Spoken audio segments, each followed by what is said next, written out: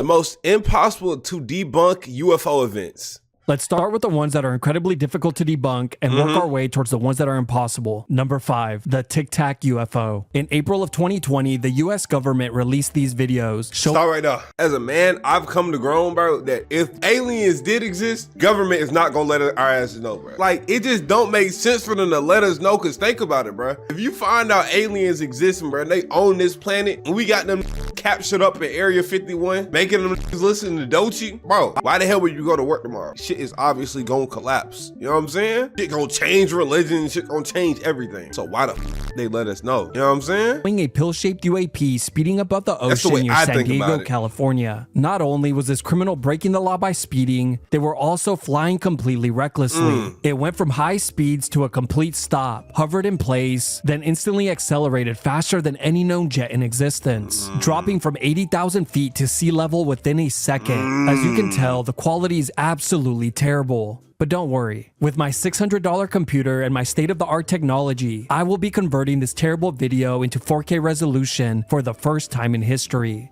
Don't thank me, it's the least I could do. Now, the reason why this UAP sighting can't be debunked is simply because there isn't any known craft that can perform these maneuvers. Okay, I ain't gonna lie, like, I ain't trying to debunk every single one, but this one to me feel like too easy, bro. I feel like I'm faking it if I say I believe in this one, bro. Bro, y'all know out of all these videos I watched on the channel, what type of technology the government got, bro. They got some shit we can't even fathom, bro. On God, I think they had ChatGPT AI 20 years before we had access to it. And in the freaking 60s, bro, they had a gun that you shoot that's silent as hell, inject neurotoxins in somebody and make them have a heart attack. And nobody would ever know it's you because, bro, you got a trench coat on with a fake arm just dangling out the side, bro. In your coat, you aiming at it like these, bro. Yo. And that was in the 60s. And they only let us know in like the 2000s that they had that technology. Like, bro, they got so much shit we don't even know about. It could possibly be another government's technology though, which is why they release it to us. But it gets even crazier. The craft didn't release any heat while flying, which would be expected from any conventional propulsion system. Okay, now then of course the obvious,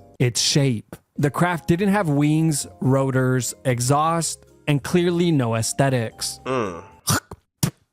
Yeah, the US government has confirmed that it has no explanation for what the craft is, how it moves, or where it comes from. So you're probably thinking, how can this sighting sit at the top of the list when there's actual video proof? Well, after years of being lied to, it's hard to believe anything the government tells us. It's not my fault that I ended up this way. It's theirs. Number 4, the Washington. That one right there, when it's not releasing any heat, I don't know how they gonna change the freaking laws of thermodynamics, bro. Like, I'm gonna be honest with you, bro. If they that far above us, I don't know, bro. I'll get at like an 8 out of 10 because I can't really provide no good reason. Crazy though, like if you out on Earth, bro, just come out, bro. Just say hey or something. Flap. In July of 1952, Washington National Airport and Andrews Air Force Base detected fast-moving objects in the sky performing impossible maneuvers. The operators moved in to investigate. What they saw left them in shambles.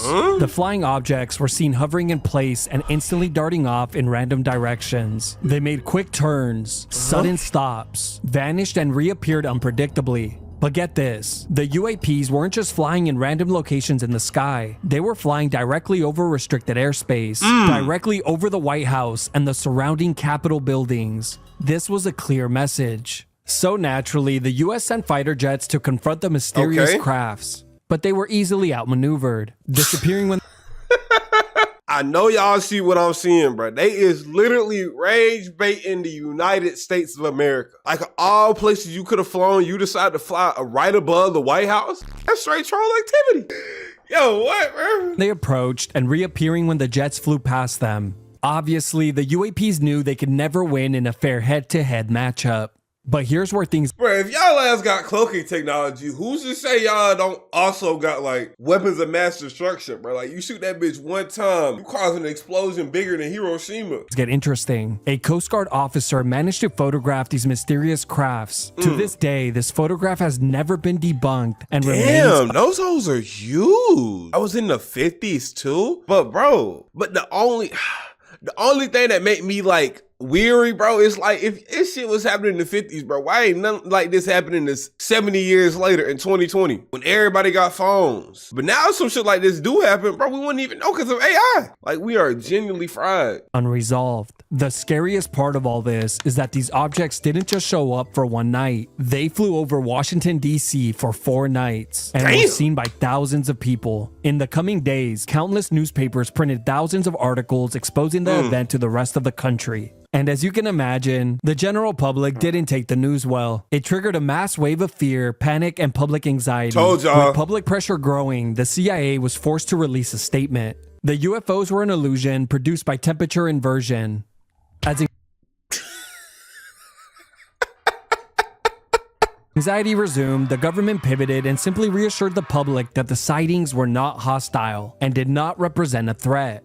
Finally, an explanation they could understand. On the heels of that good news, people moved on, releasing countless books and films to profit from the event. Number 3, the Phoenix Lights. On March 13th, 1997, up to 20,000 people across Nevada, Arizona, and New Mexico saw something in the sky that night that forever changed their lives. Around 7:30 p.m., a large V-shaped craft appeared flying overhead at low altitude. It had 5 to 7 bright round lights along its base and flew completely silent. Witnesses claimed the craft was enormous, spanning around a mile in length. Some even described that it felt like a floating city was flying overhead. For perspective, the largest known craft today has a wingspan of around 385 feet, or 117 meters, which means this craft would have been around 14 times larger than the largest craft on Earth. Later, while speaking to the news, some even claimed that the craft flew so low that night that they could have hit it with the ball, which we can all agree is a weird time to show off. The craft flew from Nevada and into Mexico before it disappeared into the sky around 10 p.m. After the event, many Air Force pilots, including... Okay, but this happened in 1997. You telling me not a single a picture? We had a picture in 1950. And I know in 1997, y'all ain't have phones, like so you could just whip out your pocket, but y'all most definitely had them little VHS tapes. Including the governor of Arizona, came out and said that they had never seen or heard of any aircraft like the one they saw on that night. Despite tremendous pressure, the U.S. government never issued an official statement about what flew through the sky that night. To this day, the event remains one of the greatest UAP mysteries in history. Number 2. A Belgian UFO wave. Typically, when UFO or UAP sightings occur, it's usually followed by intense cover-ups, threats, and misinformation. You just have to take a look at the Roswell incident, the Westall UFO encounter, the Hudson Valley UFO wave, and the US CSS Nostromo incident to see this pattern. But the Belgian UFO wave is one of the most interesting UFO encounters in history for a very unique reason. You see, the Belgian government was the first in history to be completely transparent, working hand in hand with citizens in an attempt to uncover the truth. Yo, I just peeped. All of this shit happened in America. Wait. This one was in America. This one was in America. And this one was in America. Bro, shit literally sound like it's out of a movie, bro. Like aliens come to Earth, it's always to America. 1989 through 1990, there were over 13,500 reported UFO sightings across the country, with thousands of those leads being officially documented by the Belgian government. Information that was gathered was quickly shared with the general public in hopes of finding out who or what exactly was flying over the restricted airspace. Obviously, there are way too many UFO sightings to cover here, so I'll just talk about their largest and most famous sighting. The Eupen sighting. On November 29th, 1989, around 5:30 p.m., 2 Belgian police officers were on patrol on the outskirts of Eupen when out of nowhere, a giant triangle craft appeared in the sky flying overhead at low altitude. The craft had bright circular lights underneath each corner. Oh, y'all gotta get probed up, bro. They finna suck that little car up and they gonna do some shit, y'all, bro. Y'all better run. In the center, and it flew completely silently. The 2 officers followed the craft as it slowly worked its way into town. Once it arrived, they hovered above Eupen for about 45 minutes before it once again began to move. It slowly flew towards a nearby remote lake, where it hovered in place for around an hour before disappearing past the forest and into the horizon. But here's where things get even creepier. Back in town, a second similar craft appeared, seemingly following the same path as the first, before vanishing past the forest as well. Sightings like this one were not rare and occurred. But if this happened in the 90s, no one whipped out a VHS tape. We don't got no footage, not a single picture. Hundreds, if not thousands of times within the span of a year. But towards the end of 1990, the sightings began to slow significantly. The conclusion the government reached after thousands of reports and hundreds of investigations was that whatever these crafts were, they were unlike anything known to exist. To this day, the government still wants answers about what exactly they all saw. Number 1, the aerial school encounter. This is easily one of the most interesting, scary, and most bizarre encounters I've ever read about. On September 16th, 1994, in Rua, Zimbabwe, around 250 children were outside playing during morning recess, while the adults were inside having a faculty meeting. Little did anyone know that on that day, these children's lives would never be the same. Multiple silver crafts instantly appeared in the sky right above them. For a few moments, the crafts faded and reappeared in different locations before descending into a nearby field beyond the playground. As many of the children ran into the school in complete fear, others decided to walk towards the landing site as it was just beyond the school ground. Do the same thing, bro, but y'all some dumbasses, bro. We both some dumbasses. I'm curious as hell. You telling me aliens just over this field and you expect me not to go see it? Like, come on, lock in, bro. As they arrived, many of the children were instantly traumatized by what they saw. Laying in the field was an oval flying saucer that was about the size of a small bus. But that wasn't all. Standing next to and on top of the craft were 2 gray aliens around 3 feet tall, with large black eyes and small mouths. Both were wearing skin-tight black suits. The one on top of the ship was walking around as if it were inspecting the craft, while the other was standing beside it, staring directly at the children. This is when the alien on the floor began to slowly approach them before disappearing. No, run away, bitch, run away, run away, run away.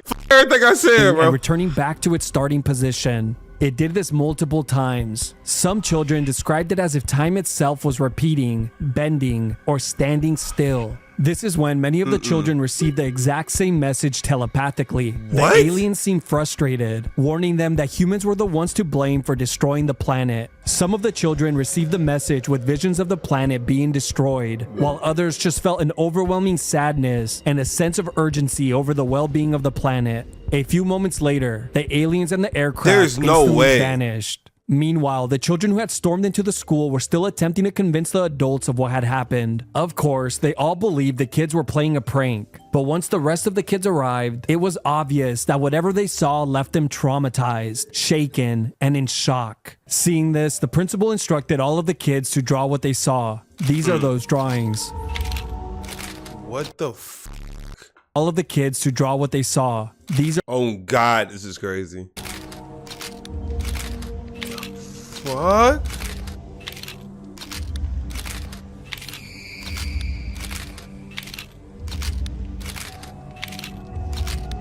Yo, bro, these drawings are like, I'm a grown ass man and I'm getting creeped out, bro. What? Why aliens so goddamn chopped? This is the only drawing that can't be trusted. As you can tell, the majority of the drawings are strikingly similar, while those who approached the landing site drew the same 2 aliens and ship. Keep in mind that many of the children were in different classes, as their ages ranged from 6 to 12 years old. After the incident, many of the students took weeks off from school to recover from what they had witnessed that day. Some never returned. To this day, over 30 years later, all of those children, now adults, still stand by their statements and what they witnessed that day. Not a single one of them has ever came out and said that this was a hoax or an elaborate prank of any kind. Bro. Now, if only someone could have told the aliens that there are a lot nicer places they could have landed before slandering the entire human race and calling our planet a dump. That's what I was saying, bro. Landed in Africa and they all of a sudden started calling us a dump, bro. Like, damn, racist ass aliens. Noticing ass aliens, y'all.